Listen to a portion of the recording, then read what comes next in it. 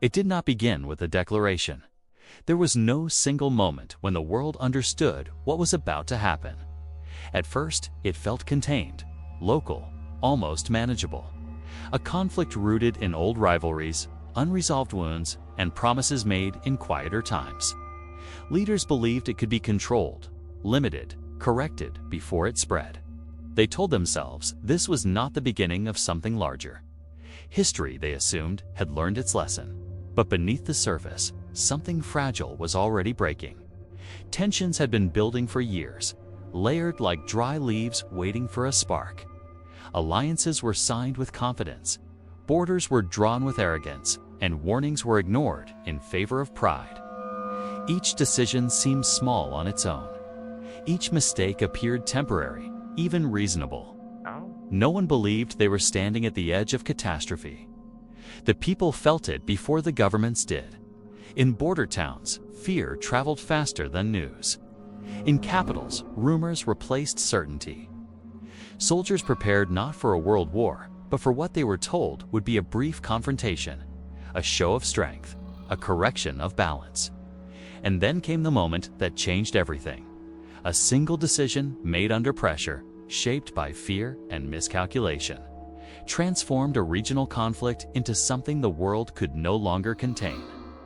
It was not driven by hatred alone, but by hesitation, by rigid thinking, by the refusal to step back when stepping back was still possible. Once that decision was made, events began to move faster than reason. Diplomatic channels narrowed. Ultimatums replaced conversations. Mobilizations triggered reactions that no one could stop. The machinery of war, once set in motion, demanded momentum. What followed was not inevitable. That is the most unsettling truth. The war that engulfed continents did not erupt by fate or accident alone. It was built step by step, through choices that underestimated consequences and overestimated control. Behind every map and treaty were human lives about to be reshaped forever. Soldiers who would march believing they would return. Families who trusted that the crisis would pass. Civilians who could not imagine their streets turning into front lines. The mistake that turned a conflict into a world war was not just strategic. It was human. And its consequences would echo far beyond the moment it was made. But to understand how the world crossed that line, we must first return to the days when war still seemed avoidable. Before the first shots echoed across borders, the world still clung to the illusion of control. Governments spoke in careful language, framing their actions as defensive, necessary, even reluctant. Mobilizations were described as precautions. Alliances were activated not as threats, but as obligations. Each move was justified as a response, never as an escalation. Yet for those watching closely, the pattern was unmistakable. Military trains began to roll through countryside stations, carrying young men who had never seen battle and did not yet understand what awaited them. Newspapers printed reassurances on their front pages while quietly expanding the sections reserved for casualty lists. Families listened to speeches promising strength and honor, while privately fearing that promises would not protect their sons. At the center of it all was a fatal assumption that war could be measured.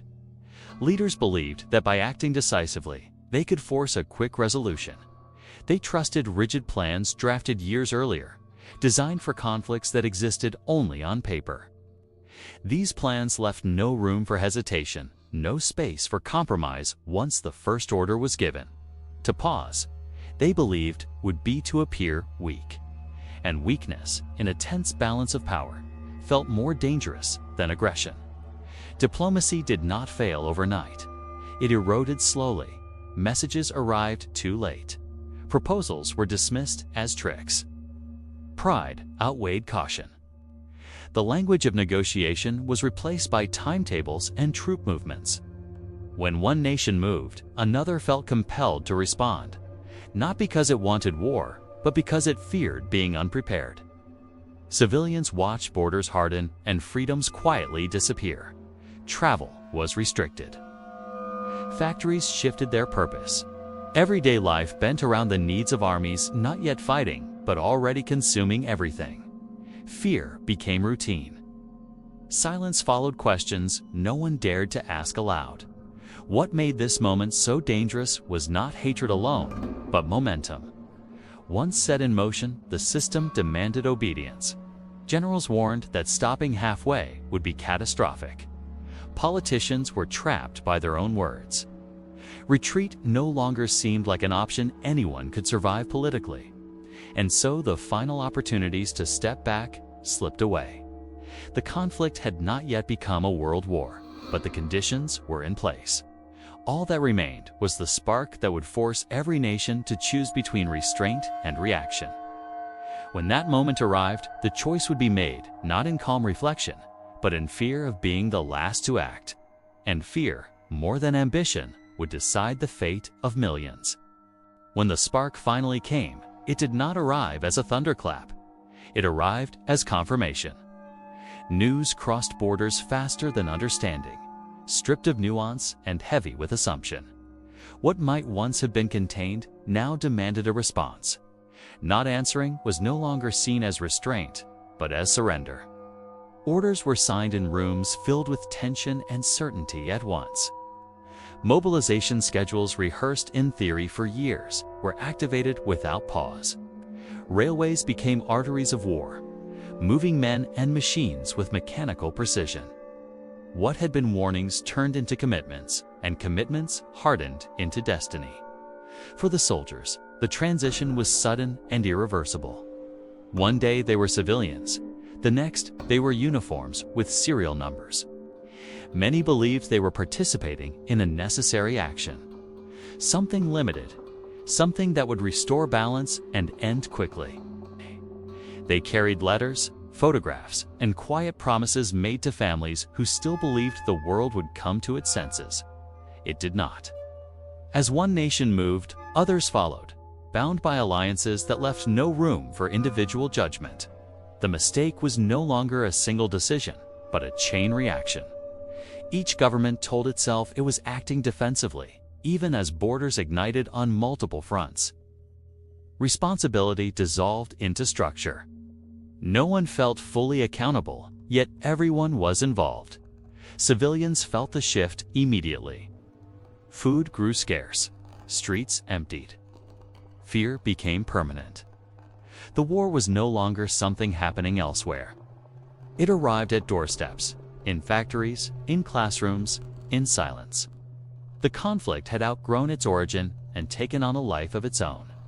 What made this moment so devastating was not just the scale, but the realization that it could no longer be stopped by reason alone. The systems designed to protect nations had locked them into destruction. The belief that strength lay in speed and decisiveness had erased the possibility of mercy or reconsideration. This was the true turning point.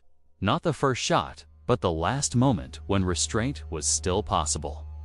Once crossed, the world did not slide into war, it plunged. And for those caught inside it, survival would become the only measure left. If this story helps you understand the hidden human cost behind historical decisions, consider supporting this channel by liking the video and subscribing. These stories matter because they remind us that history is made by people, and its consequences are carried by lives. Once the world crossed that threshold, there was no clear front, no single direction of danger. War expanded outward, pulling nations, colonies, and entire populations into its gravity. What had begun as a conflict defined by borders became a struggle defined by endurance. For those sent to fight, the reality of war revealed itself slowly, then all at once. Trenches filled with mud and fear. Streets once familiar became landscapes of rubble and smoke. The enemy was not always visible, but death was constant, anonymous, and indiscriminate. Days blurred together under the weight of exhaustion, hunger, and uncertainty. The mistake that had unleashed this war now felt distant, almost abstract. Soldiers no longer fought for decisions made in distant capitals.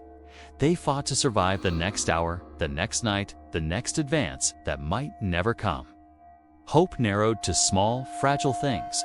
A dry letter, a moment of silence, the thought of home. At home, civilians learned that survival carried its own form of suffering. Cities darkened to avoid bombings. Factories replaced schools. Women, the elderly, and children carried responsibilities never meant for them. The absence of loved ones became a constant presence, felt in empty chairs and unopened doors. What made this war different was its reach. It demanded everything: resources, labor, belief, and silence. Questioning the cost was seen as disloyalty. Grief became private. Fear became routine. People adapted not because they were strong, but because they had no choice. Behind every statistic was a human rhythm interrupted. Birthdays passed unnoticed. Childhoods ended early. Old men watched the world they understood disappear, replaced by one governed by uniforms and sirens. Survival no longer meant living well. It meant enduring long enough to see another sunrise. As months turned into years, the original reasons for the war faded from memory. What remained was loss, multiplied beyond comprehension. Entire generations would carry scars they could not name. And still, the fighting continued, driven by the same systems that had once promised control. The mistake had done more than start a war. It had normalized suffering on a scale the world had never known. And even as nations fought for victory, something quieter was being lost: the belief that such destruction could ever be justified. As the war stretched on, its most devastating effects were no longer found only on the battlefield. They settled into homes, memories, and bodies that would never fully recover. Survival became a complicated word. To endure did not mean to escape unchanged. It meant carrying forward something heavy and often unspoken. Soldiers returned from the front when they could, rotated out of lines that never truly rested. They came back thinner, quieter, altered in ways that uniforms could not hide. Some bore visible wounds, limbs lost, faces marked forever. Others carried injuries no one could see. Loud noises made them flinch. Silence made them restless. Sleep, when it came, was filled with scenes they could not forget. Civilians learned that waiting could be as painful as fighting. Letters stopped arriving. Names appeared on lists no one wanted to read. Hope became cautious, restrained, as if believing too strongly might invite disappointment. People learned to mourn quietly, to keep moving because stopping meant breaking. The war demanded adaptation from everyone. Normal life reshaped itself around absence. Children grew accustomed to missing parents. Spouses learned independence not by choice, but by necessity. Communities functioned with fewer hands, fewer voices, fewer reasons to celebrate. The idea of after the war became a fragile promise people clung to without knowing what it would look like. What made this suffering especially cruel was its invisibility to those making decisions. Far from the trenches and ruined streets, strategies were revised and objectives adjusted. Loss was measured in numbers, progress in lines on maps. The human cost remained abstract, distant from the rooms where orders continued to be given. And yet, even in the midst of exhaustion, people found ways to endure. A shared meal made from almost nothing. A song remembered from before the war. A moment of kindness between strangers who understood each other without speaking. These small acts did not stop the war, but they preserved something essential within those trapped inside it. The mistake that had expanded the conflict into a world war was no longer discussed. It had been buried beneath necessity and habit. The war had become its own justification, sustained by momentum and fear of collapse if it were to end without resolution. But as time passed, one question quietly grew in the minds of those living through it. Not spoken aloud, not written in official records, but felt deeply and personally. When this finally ends, what will be left of us? If you were living through this moment, enduring loss and uncertainty without knowing when it would stop, what would you hold on to in order to survive? When the war finally began to shift, it did not feel like relief. It felt like uncertainty changing shape. Victories were announced, territories reclaimed, lines pushed forward or back again. But for those living within the war's reach, the noise of progress sounded much like the noise of loss. The end, when imagined, no longer resembled peace. Cities that had survived bombardment stood hollow, their streets familiar yet unrecognizable. Fields once cultivated for food had been torn apart by artillery and neglect. Entire regions learned that survival during war did not prepare anyone for what followed. The silence after violence was not calm. It was disorienting. Soldiers sensed it first. As fighting slowed or shifted away, they realized that the war had rearranged their inner world. The discipline that kept them alive now made ordinary life feel dangerous. Crowds felt hostile. Quiet rooms felt unbearable. The habits of survival clung to them long after the immediate threat had passed. Civilians faced a different reckoning. Rebuilding required strength they had already spent. Grief did not pause for reconstruction. Loss waited patiently, resurfacing in the smallest moments. A place at the table, a voice not heard, a future that would never arrive. The war had ended in motion, but it remained present in memory. Governments spoke of recovery and renewal. Posters promised stability. Speeches honored sacrifice. Yet beneath the words was a shared understanding that nothing could be restored to what it had been.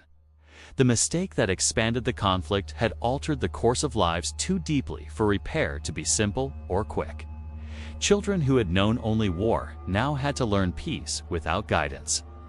Adults who had endured learned that strength did not guarantee happiness.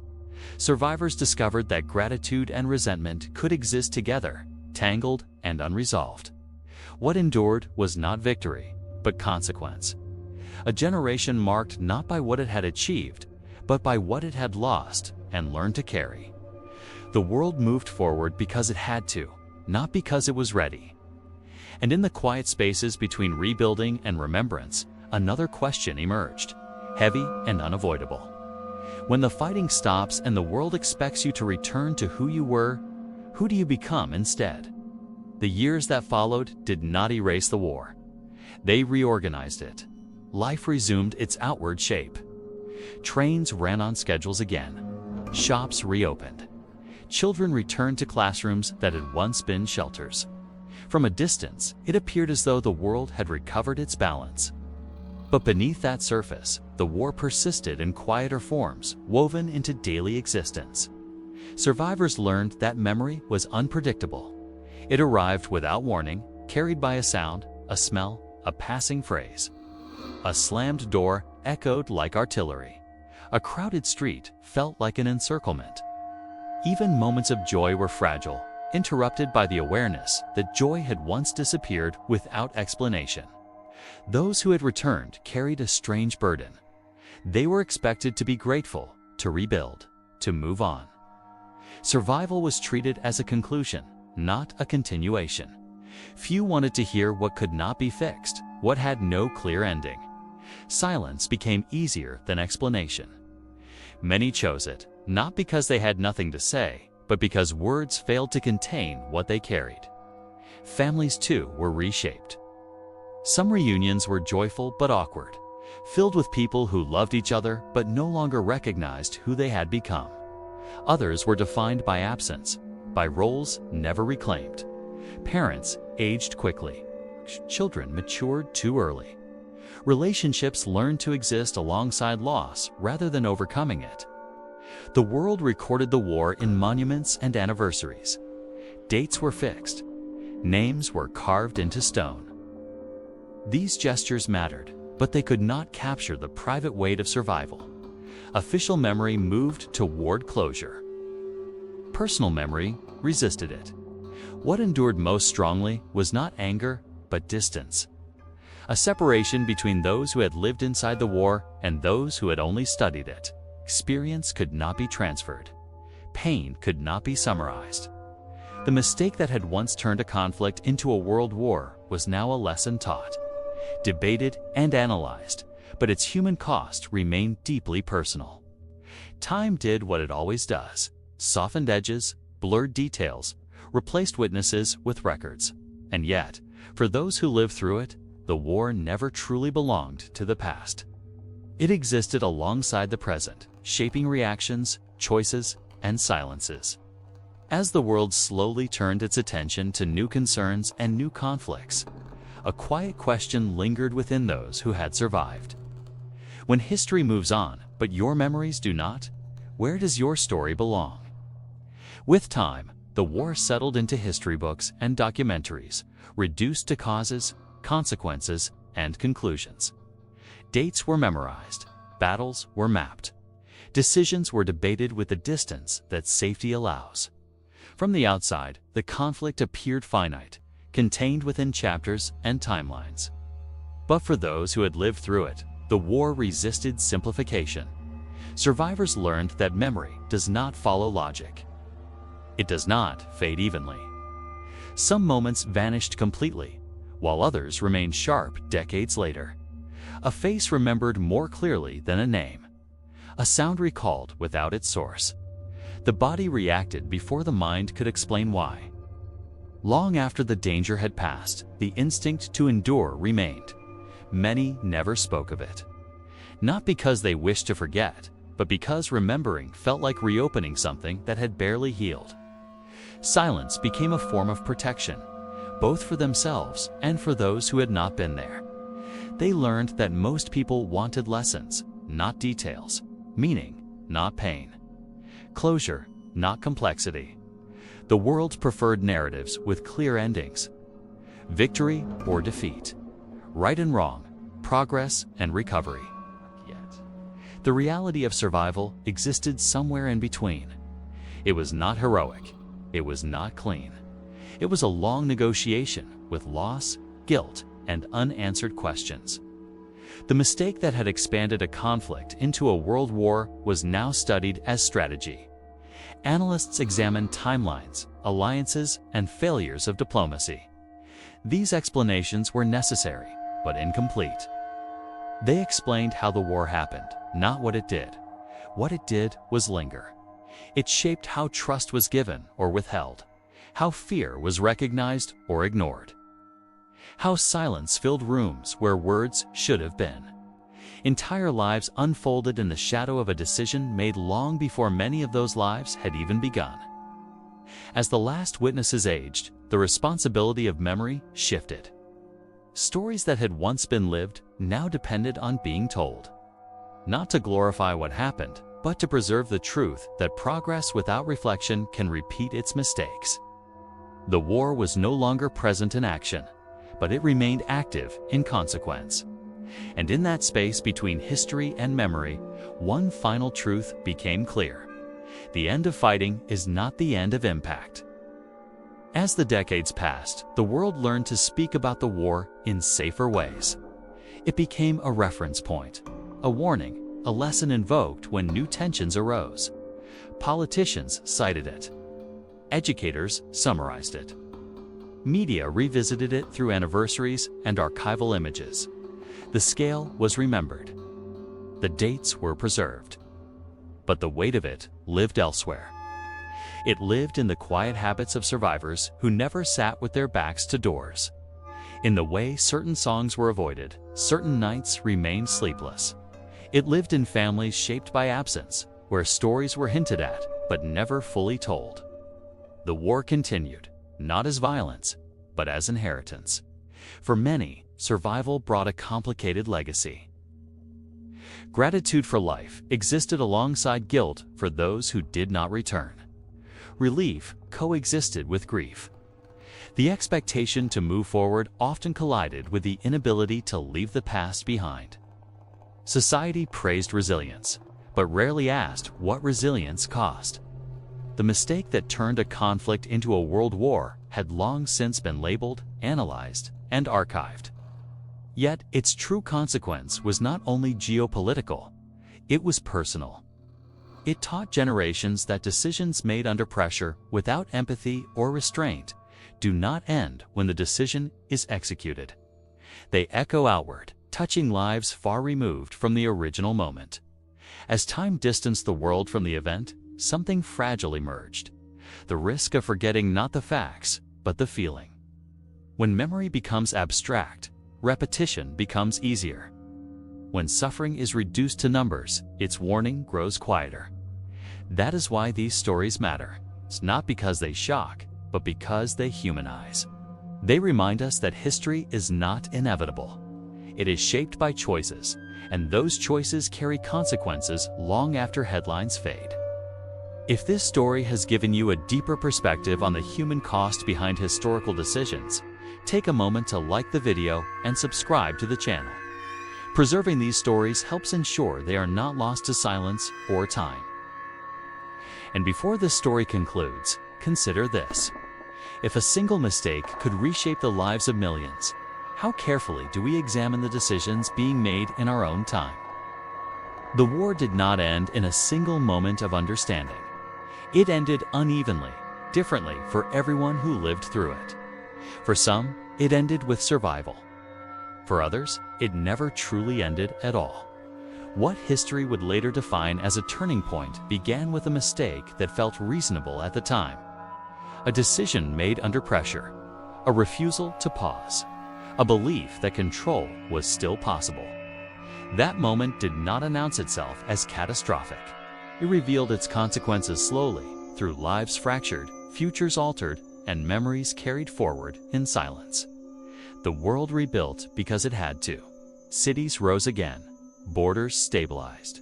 New generations were born into a peace shaped by lessons learned at an unbearable cost. Yet beneath that progress remained a quiet truth. The distance between conflict and catastrophe is often smaller than it appears. The people who survived carried that truth within them, not as theory, but as lived experience. They knew that war is rarely the result of a single act of cruelty, but of accumulated misjudgments, rigid thinking, and the failure to recognize humanity in time. They understood that once violence expands beyond restraint, no one truly controls where it ends. Remembering this is not about assigning blame to the past. It is about responsibility in the present, about recognizing how quickly fear can replace reflection, and how easily momentum can silence conscience.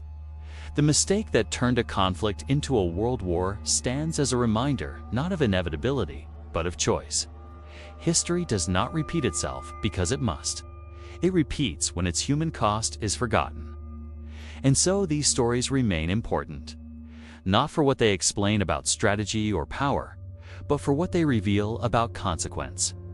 Behind every decision are lives that will carry its weight long after the decision makers are gone. In remembering them, we honor not just the past, but the fragile responsibility of the future.